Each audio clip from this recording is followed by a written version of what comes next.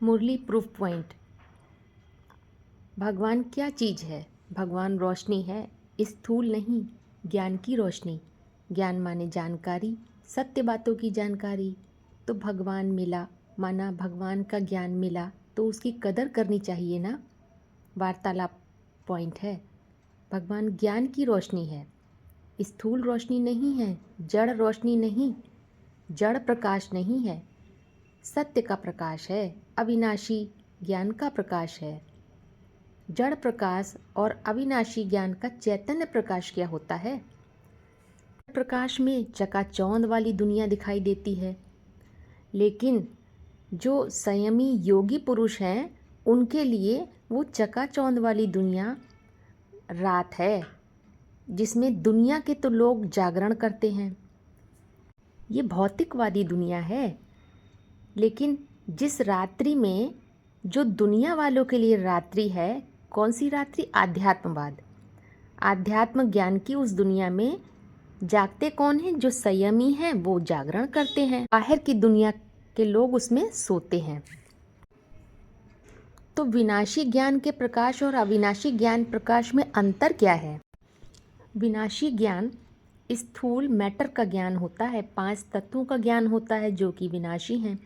सीमित ज्ञान विनाशी होता है, वो सिर्फ जीवात्मा के एक जन्म तक कार्य करता है, जबकि मन बुद्धि रूपी आत्मा अविनाशी है, वो एक जन्म तक सीमित नहीं है। उसमें जो ज्ञान भरा हुआ है, ज्ञान का प्रकाश भरा हुआ है, वो जन्म जन्मांतर तक दृष्टिकोण के रूप में, दर्शन शक्ति के रूप में उसे प्रकाशित करता है। इसे एक उदाहरण से समझते हैं। जैसे किसी ने डॉक्टर की, इंजीनियर की पढ़ाई पढ़ी, अथवा किसी ने कारखाने में मशीन के कल पुर्जों की जानकारी ले ली, कंप्यूटर बनाने की ट्रेनिंग ले ली, लेकिन वो सब पढ़ाई एक जन्म कार्य करती है। उनके शरीर छोड़ने के बाद वो सारी जानकारी का लोप हो जाएगा। लेकिन वहीं दूसरी तरफ अगर किसी ने कंप्यूटर के कॉन्सेप्ट को समझ लिया अथवा किसी मशीनरी के कॉन्सेप्ट को समझ लिया, तो वो उसके जन्म जन्मांतर काम आता है।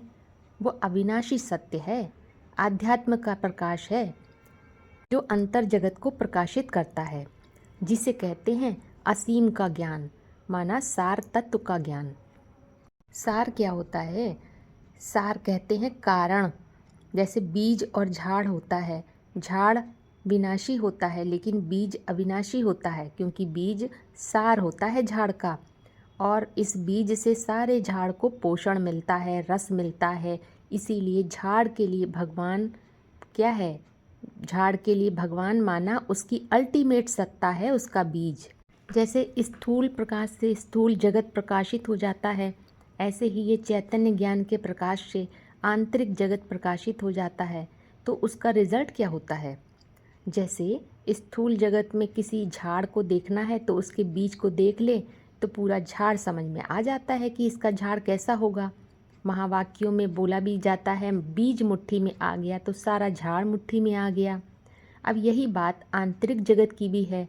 जब इस सत्य ज्ञान के प्रकाश में आंतरिक जगत प्रकाशित हो जाता है, माना तीसरा नेत्र खुल जाता है, तो अपनी सृष्टि का पूरा ज्ञान इमर्ज हो जाता है।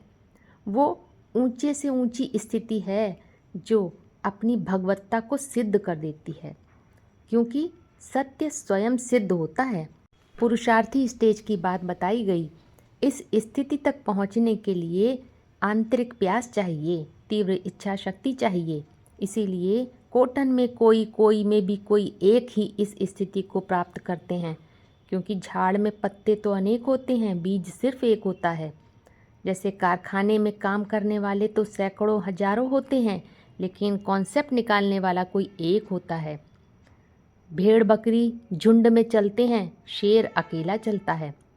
इसी प्रकार से जिसको अपने संकल्पों के झाड़ का तंत्र समझ में आ गया, माना कि अपने सार को पहचान लिया, वो निराधार हो जाता है।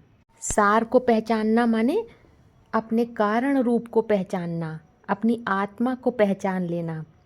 मैं कौन सी आत्मा हूँ, हु एम आई की पहचान, जो कि आत्मा माने मन बुद्धि, जो कि कारण होती है उसके संसार का। इसीलिए महावाक्य में बोला जाता है एक आत्मा एक तरफ, सारी दुनिया एक तरफ।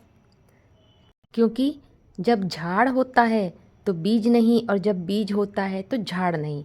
तो जब बीज प्रत्यक्ष हो जाता है तो उसके लिए उसका झाड़ उसमें मर्ज हो जाता है। आध्यात्म में भौतिक जगत की परिभाषा कार्य नहीं करती है। यहाँ पर वो ज्ञान कार्य करता है जो किसी देहधारी का नहीं हो सकता है। वो है परम सत्य, जो एक शक्ति की तरह कार्य करता है। इससे ये सिद्ध हो जाता है कि भगवान अर्थात संपूर्ण ज्ञान, माना प्रकृति का भी ज्ञान और आत्मा का भी ज्ञान। संपूर्ण ज्ञान माने संपूर्ण जानकारी। इसका मतलब पर्टिकुलर की जानकारी नहीं, कॉन्सेप्ट की जानकारी, अवधारणा की जानकारी, जो सब पर लगती हो। हमें किसी व्यक्ति के बारे में संपूर्ण जानकारी हो गई, किसी वस्तु के बारे में संपूर्ण जानकारी हो गई, उसे संपूर्ण नहीं कहेंगे, वो तो पर्टिकुलर नॉलेज हो गई।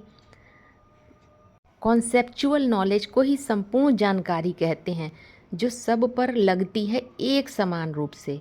माना शाश्वत ज्ञान ही संपूर्ण ज्ञान है। जो सत्य है, बीज है, वो अविनाशी है, उसका कभी नाश नहीं हो सकता, इसीलिए वो सत्य है।